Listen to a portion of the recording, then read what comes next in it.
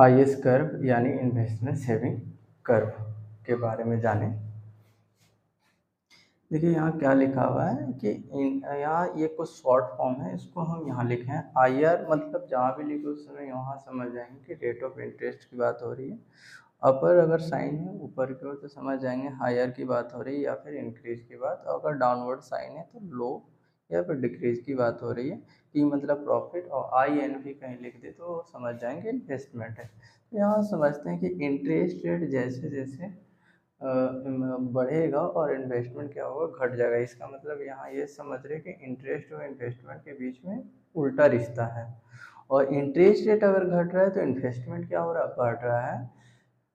यानी इंटरेस्ट और इन्वेस्टमेंट का जो रिलेशन कैसा है, इन्वर्सली है। मतलब यहाँ ये साइन जहाँ भी लिखेंगे हम तो वो समझ जाएंगे इन्वर्सली रिलेटेड। इन्वर्सली का मतलब होता है उल्टा रिश्ता है, मतलब एक बढ़ रहा है तो दूसरा घटेगा ही घटेगा। यानी इंटरेस्ट जैसे ही बढ़ रहा है तो इन्वेस्टमेंट हर हाल में घटेगा, और इन्वेस्टमेंट अगर बढ़ रहा है तो इंटरेस्ट रेट कहीं ना कहीं घटेगा। और यही कारण है कि जो आईएस कर्व होता है यानी इन्वेस्टमेंट सेविंग कर्व जो होता है वो डाउनवर्ड स्लोपिंग होता है। डाउनवर्ड स्लोपिंग पर कोई क्वेश्चन पूछ सकता है कि डाउनवर्ड स्लोपिंग का कारण क्या है, तो इसका मेन रीजन है कि interest rate are inversely related to investment, so the IS curve is downward sloping. अब देखिए क्या लिखा है, इसको हम अच्छे तरीके से समझाते हैं कि आखिर ये कैसे है इन्वेस्टमेंट और इंटरेस्ट रेट के बीच में इन्वर्स उल्टा रिश्ता यानी इन्वर्सली रिलेटेड कैसे है। तो यहाँ समझते हैं जैसे जैसे इंटरेस्ट रेट बढ़ रहा है, देखिए इंटरेस्ट रेट बैंक से कोई भी पैसा लेने जाएगा, अगर वो इंटरेस्ट रेट क्या कर दी, बढ़ा दी, तो कोई भी आदमी अगर पैसा इंटरेस्ट रेट बढ़ा दी तो कोई भी आदमी उनसे क्या लेगा, बैंक से पैसा कम लेने का प्रयास करेगा। यानी हम अगर कोई आदमी 100 रुपये कर्ज लेता है बैंक से तो उसको पहले 10 रुपये लग रहा था, यानी उसको बाद में कितने रुपए चुकाना पड़ता है, 110 रुपये। लेकिन वो बैंक कहते कि नहीं, अब हम इंटरेस्टेड आपका 10 रुपये नहीं लेंगे, अब हम 50 रुपये लेंगे। यानी अब 100 रुपये आप हमसे लेंगे तो हमको 50 रुपये इंटरेस्ट रेट के तौर पर देना होगा, यानी आपको हमको चुकाना होगा 150 रुपये। यानी पहले 110 ले रही थी, अब कितने ले रही है, 150 रुपये इंटरेस्ट रेट के साथ। तो जो भी लेने वाले होंगे यानी ब्रोवर होंगे वो क्या करेंगे कि अब पैसे को कम लेंगे, और कम लेंगे पैसा बैंक से तो कम इन्वेस्ट करेंगे। उसी चीज़ों को हम यहाँ समझाते हैं। इंटरेस्ट रेट जैसे बढ़ा दी तो प्रोड्यूसर थे, प्रोड्यूसर क्या करते हैं, बैंक से कर्ज ले करके वो इन्वेस्ट कर देते हैं। तो प्रोड्यूसर क्या कर रहे हैं, producer capital gated interest rate ज़्यादा। जैसे ही बैंक अपना इंटरेस्ट रेट बढ़ाए तो जो प्रोड्यूसर जो पूंजी में लगा रहे थे पैसा, उस पर उसका भी क्या हुआ, एक तरह से इंटरेस्ट रेट बढ़ा। इंटरेस्ट रेट बढ़ा तो उसका ऑपरेशनल कॉस्ट भी धीरे धीरे क्या हो गया, बढ़ गया। मतलब प्रोड्यूसर को भी ज़्यादा पैसा हमें मिला। इंटरेस्ट रेट बढ़ा तो प्रोड्यूसर को जो कैपिटल मिल रहा था वो ज़्यादा इंटरेस्ट रेट, पूंजी जो ज़्यादा इंटरेस्ट रेट में मिला। अब प्रोड्यूसर को जो पूंजी पूंजी किसको कहते हैं, कैपिटल कहते हैं, जो वैसा पैसा जो इन्वेस्ट करने के लिए हो यानी कैपिटल को बढ़ाने के लिए हो, वो एक तरह का इन्वेस्टमेंट कहलाता है। मैंने कैपिटल को बढ़ाने के लिए जो खर्च किया जाए वो इन्वेस्टमेंट होता है ना। तो यहाँ हम क्या बोले कि इंटरेस्ट रेट बढ़ा तो कैपिटल पर जो इंटरेस्ट रेट बढ़ रहा था वो भी बढ़ गया। मैंने पूंजी जो प्रोड्यूसर लगा रहे थे उस पर भी इंटरेस्ट रेट बढ़ा, और पूंजी पर जब इंटरेस्ट रेट बढ़ा तो ऑपरेशनल कॉस्ट भी बढ़ गया। ऑपरेशनल कॉस्ट मतलब जो पैसा लग रहा था, खर्च हो रहा था प्रोडक्शन में, वो भी बढ़ गया। अब कॉस्ट बढ़ा तो प्रॉफिट कम हो गया। प्रॉफिट क्या हो गया, कम हो गया, क्योंकि कोई भी कंज्यूमर चाहते हैं कि जो दाम में हम पहले खरीद रहे थे वही दाम में हम अभी भी खरीदते रहे सामान को। अब प्रॉफिट कम हुआ तो प्रोड्यूसर जो है लेस इंटरेस्ट, मैंने अब प्रोड्यूसर का इच्छा जो है ना वो कम हो गया नया प्रोजेक्ट यानी नया कैपिटल में नया में पैसा लगाने का, नया कैपिटल यानी नया प्रोजेक्ट में पैसे लगाने की इच्छा क्या हो गई, प्रोड्यूसर की कम हो गई।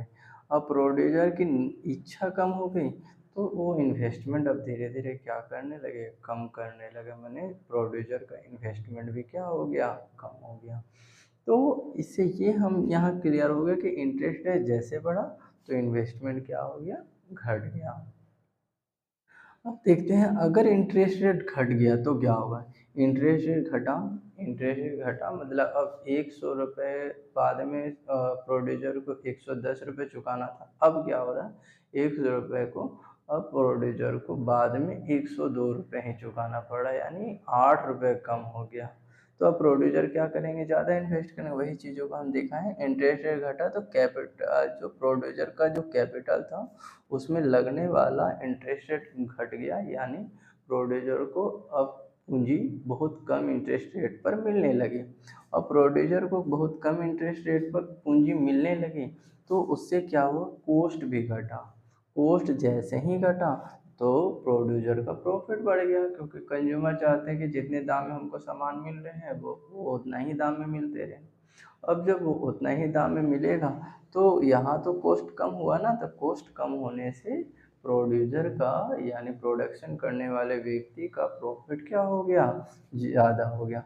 अब प्रॉफिट जैसे ही ज़्यादा हुआ तो प्रोड्यूसर का इंटरेस्ट बढ़ गया, मतलब किसी को भी फ़ायदा हो जाता है, हमें भी फ़ायदा होगा तो हम चाहेंगे और इन्वेस्ट करके और पैसा कमाएं। तो प्रोड्यूसर का भी इंटरेस्ट बढ़ने लगा नया प्रोजेक्ट में। आप सोच रहे हैं नए नए चीज़ों में इन्वेस्ट करें और प्रॉफिट ज़्यादा से ज़्यादा अर्न करें। और प्रॉफिट जैसे ही ज़्यादा हुआ तो प्रोड्यूसर क्या किए, उसका इच्छा भी ज़्यादा इन्वेस्ट करने का हुआ और वो अपना इन्वेस्टमेंट को बढ़ा दिए, और इन्वेस्टमेंट बढ़ा दिए। तो हम यहाँ ये समझे कि इंटरेस्ट घटा तो इन्वेस्टमेंट हमारा बढ़ गया। तो हम इस चीज़ों को एग्जाम्पल के माध्यम से हम क्लियर कर लेते हैं, समझते हैं। जैसे कि मान लेते हैं कि एक प्रोड्यूसर है, वो अपना 100 रुपये का मतलब मान लेते हैं कि वो इन्वेस्ट करता है, और इन्वेस्ट 100 रुपये का इन्वेस्टमेंट करने के लिए वो उसको इंटरेस्ट रेट 20 रुपीज़ चुकानी पड़ती है। अब इंटरेस्ट रेट 20 रुपये तो उसको कॉस्ट कितना देना, टोटल कॉस्ट कितना हो गया, तो 100 रुपये तो उसको पूंजी लगाया, 20 रुपये तो उसको इंटरेस्ट रेट चुकाना पड़ रहा है, तो टोटल कितने रुपए खर्च हो रहे हैं उनको, 120 रुपीज़ खर्च हो रहे हैं पूरे कैपिटल में। अब जब सामान का प्रोडक्शन हो गया तो वो जो प्रोड्यूसर है उसको 150 पर सेल कर दिया कंज्यूमर को, और 150 पर सेल कर दिया तो उसका प्रॉफिट कितने रुपए का हुआ, केवल 30 रुपीज़ का हुआ। अब हम देखते हैं आगे क्या होता है। आगे क्या हुआ, इंटरेस्ट रेट अब घटा दिया गया। इंटरेस्ट रेट अब क्या हुआ, बैंक क्या कर दी, कम कर दी। अब इंटरेस्ट रेट कम होने से क्या हुआ, देखिए 100 रुपये में अब बोली बैंक की हम आपसे इंटरेस्ट रेट 2 ही रुपया लेंगे, 2 रुपये एक्स्ट्रा दे दीजिएगा, काम चल जाएगा। तो इससे क्या हुआ, कॉस्ट उसको 102 ही लगा। पहले कितना लग रहा था, 120। अब कितना लग रहा है कॉस्ट, 102। अब फिर भी प्रोड्यूसर चाह रहा है कि जितने दाम में हम पहले कंज्यूमर को देते थे पैसे में सामान को, अब हम उतने ही दाम में देंगे। तो पहले 150 में देते थे, अब भी जो है प्रोड्यूसर 150 में ही सेल कर रहे हैं, यानी अब उसको कितने रुपए का फ़ायदा हो रहा है, 48 रुपये, यानी 48 रुपये का, यानी वह प्रोड्यूसर को 102 रुपये कॉस्ट लगा, बेचे 150 में, तो कितने का फ़ायदा हुआ, 150, 102 घटा दिए तो 48 रुपये का फ़ायदा हो गया।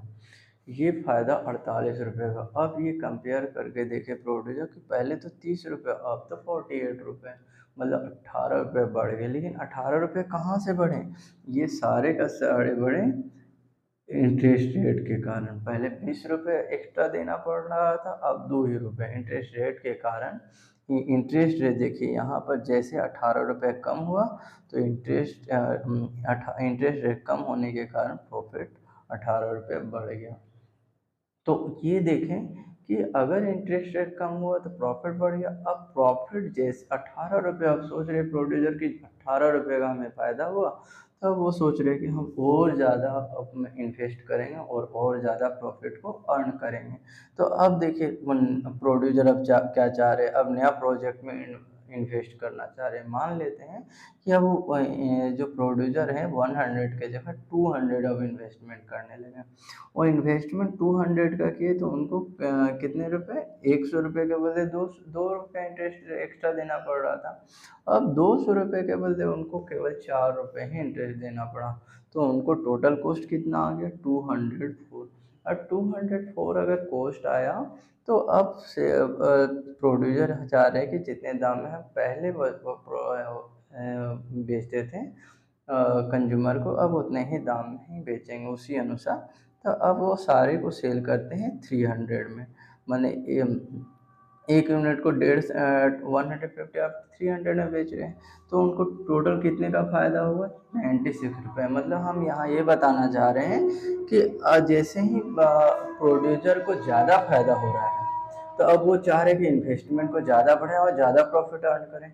तो 200 रुपये वो क्या किए, कैपिटल में लगाएं, 4 रुपये उसको एक्स्ट्रा देना पड़ा, टोटल कॉस्ट कितना खर्च हुआ, 204, यानी 204 रुपये 300 रुपये में उसको बेच दिए, यानी उसको फ़ायदा कितने रुपए का हो गया, 96 रुपये का फ़ायदा हो गया। क्योंकि 204 रुपये के सामान को 300 रुपये में बेच दे रहे हैं, यानी कितने रुपए का फ़ायदा कमा रहे हैं, 96 रुपये का। तो इससे ये साबित हो पाया कि इंटरेस्ट रेट जैसे ही बढ़ा तो इन्वेस्टमेंट घटा, और इंटरेस्ट रेट जैसे ही घटा तो प्रॉफिट क्या हो गया, बढ़ गया। इंटरेस्ट रेट अगर घटेगा तो प्रॉफिट बढ़ेगा, और प्रॉफिट अगर बढ़ेगा तो प्रोड्यूसर चाहेंगे कि इन्वेस्टमेंट को और बढ़ा दें, क्योंकि किसी को भी प्रॉफिट होता है तो वो ज़्यादा इन्वेस्टमेंट करना चाहेंगे और ज़्यादा इन्वेस्ट करके ज़्यादा पैसा कमाना चाहेंगे। तो इसी चीज़ों को हम यहाँ ग्राफ के माध्यम से दर्शाएं। तो हम यहाँ सबसे पहले ये क्लियर कर देना चाह रहे हैं कि जो IS कर्व होता है वो इंटरेस्ट रेट और इन्वेस्टमेंट के बीच में इन्वर्स का रिलेशन बताता है। इन्वर्स का रिलेशन क्यों बताता है क्योंकि इंटरेस्ट रेट बढ़ने से इन्वेस्टमेंट घट जाता है, और इन्वेस्टमेंट बढ़ने से इंटरेस्ट रेट क्या हो जाता है, कम हो जाता है।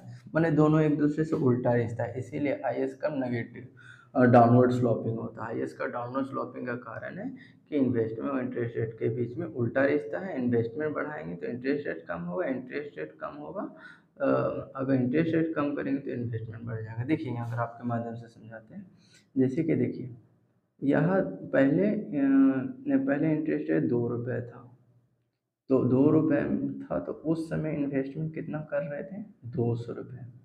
अब बैंक के आधार पर या क्या हुआ कि इंटरेस्ट रेट 2 रुपये से अब कितने रुपये इंटरेस्ट रेट बढ़ा दे, 20%, यानी 100 रुपये के अनुसार 20 रुपये इंटरेस्ट रेट हो गया। अब 20 रुपये जैसे ही इंटरेस्ट रहा, तो अब जो प्रोड्यूसर थे अपना इन्वेस्टमेंट कम कर दिए, यानी 200 पहले कर रहे थे, अब इन्वेस्टमेंट कितना कर दी, केवल 100 रुपये। तो इससे ये साबित हुआ कि इन्वेस्टमेंट और इंटरेस्ट रेट के बीच में उल्टा रिश्ता है, यानी इन्वर्स रिलेशनशिप है।